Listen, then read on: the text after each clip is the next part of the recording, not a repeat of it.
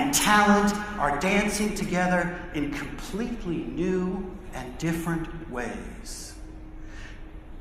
We must be, and the question before us is, will we be the disruptive heroes that this moment calls for? Oxford University has said in the next quarter century, about half the work that is currently, about half the jobs that are currently being done and exist will go away. And this is not just blue-collar, manufacturing, truck driver, bringing oil out of the ground work. It is knowledge and service work. All of our work, the work that we do, will also be radically changed.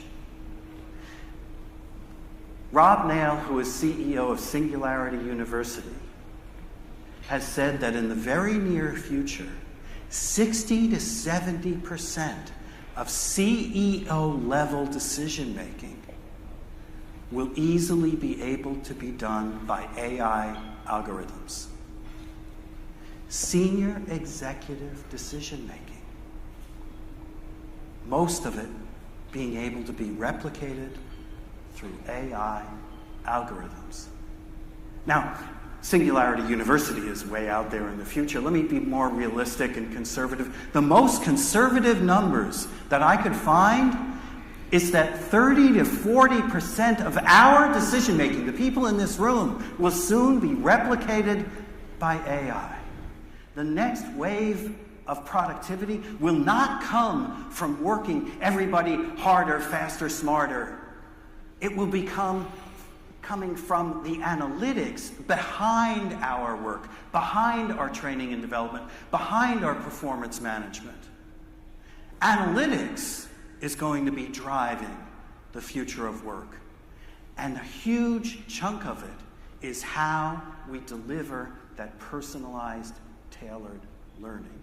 We need to know each individual's needs far better than we know right now.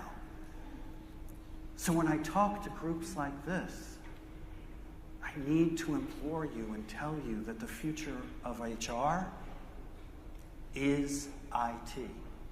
Now, yes, people will always be our most important asset. People are what truly matters.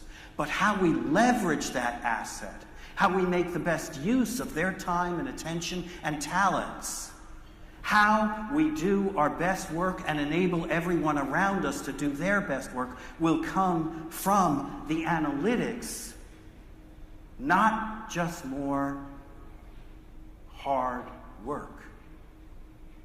So the future of HR is wrapped around and together with IT. We need to do a much better job of being focused on the analytics and how all of that drives that. Now, for some of us in this room, that may be difficult. So what I want all of us to remember, if you remember any one slide I show you today, it's this one. The future of work will be outside of your comfort zone. We cannot deliver the future of work to our organizations unless we step outside of our comfort zones. So that's the biggest challenge that we're facing. So the first choice I want to share with you that every single person in this room must make is about simplicity. The ability to leverage simplicity as a new competitive advantage. You've heard the term VUCA, volatile, uncertain, chaotic, accelerated. Well, every single person is experiencing VUCA and they're going crazy and they don't know what to focus on. We need to make it easier for every single individual to succeed. And that will come through simplicity. But this is not dumbing things down. This is not an overextended focus on technology. We will use tech to get there. But the reality is technology will not be the driver of simplicity. It is our attitude and our values as to how we leverage that simplicity. So what I want you to start thinking about simplicity and how to use it, it's not one-click button, it's not the greatest app. We need to be understanding of where simplicity is coming from. And throughout all of human history, simplicity always has been and always will be about power. Throughout human history, winners have always had things made more simple for them. Losers, always more complicated. Well, in corporate history, who do you think the winners are? And who do you think the losers are? I've been studying simplicity for over a quarter century, simplicity in organizations. Over 1 million people around the globe surveyed and interviewed. And yes, while we are definitely making amazing progress, and everybody has amazing simplicity in their own personal smartphones, when it comes to organizational simplicity, overall we are unbelievably still corporate-centered. So my passionate plea when I ask you simpler for whom is, will we step up and be passionate about creating learner-centered, user-centered, worker-centered, individualized simplicity?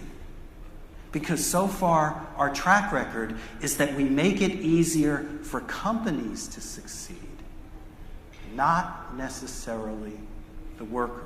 Now the good news that I can say here that I couldn't say anywhere else that I travel the globe, the great news is, according to a recent study by IBM, this region does far better than anybody else on the globe at listening to your employees and bringing that into action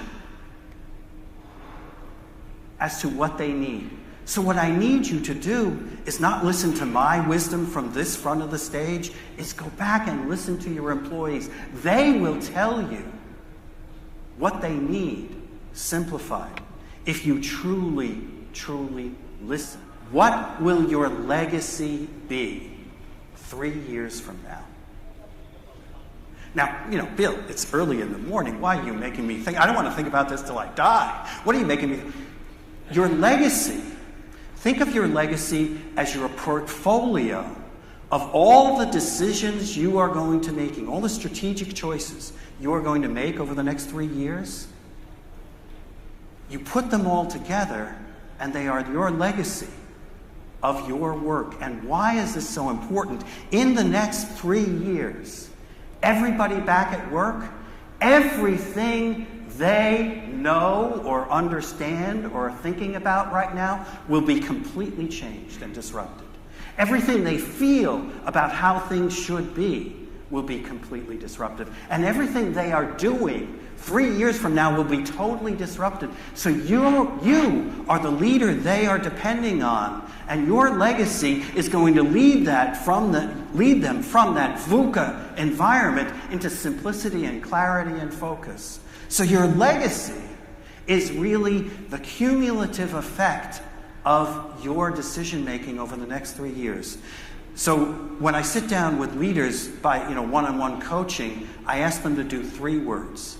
What I'd like you to do for this exercise right now is just put down 1 word. If I talk to every single person whose lives you touched, if you could just come up with 1 word that you would want them to say about the effect of your work, what would that be? For me, it's consciousness. What about consciousness? Well, with all the technology and everything and the human on the other side, it can be quite difficult and confusing, and people can lose themselves. So it's the ability to channel things correctly and be conscious about impact. So very conscious of our impact on every person. So all of those were great. Thank you. If I had more time in our opening keynote, I'd do more people. But let me take those as representative and why that 1 word is so important. What we just did You know, what I try to do as Mr. Simplicity around the globe is simplify a lot of things. What we just did is leadership development and personal development simplified.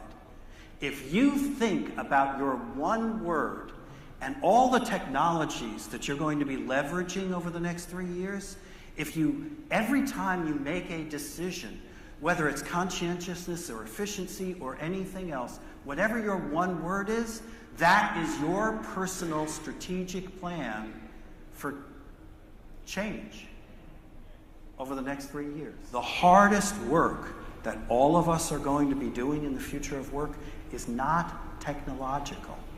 That's going to be hard, but it's not the hardest work. The hardest work will be, will I change who I am and how I look at things differently, faster than the rate of disruption coming at me and my people? And why that assessment tool is so important, why simplicity is so important, why your legacy is so important, why all the choices you make are so important. The future of work will be driven by tech. The future of HR is tech. However, our personal choices that we make over the next few years will determine how amazing the future of work is for everyone in our organizations. I've met many of you before I came up to the stage. I know we have the leaders of the future in this room. All that remains to be decided is, will each of us make the choices we need to make everybody's lives that we touch future strong. Thank you for your time.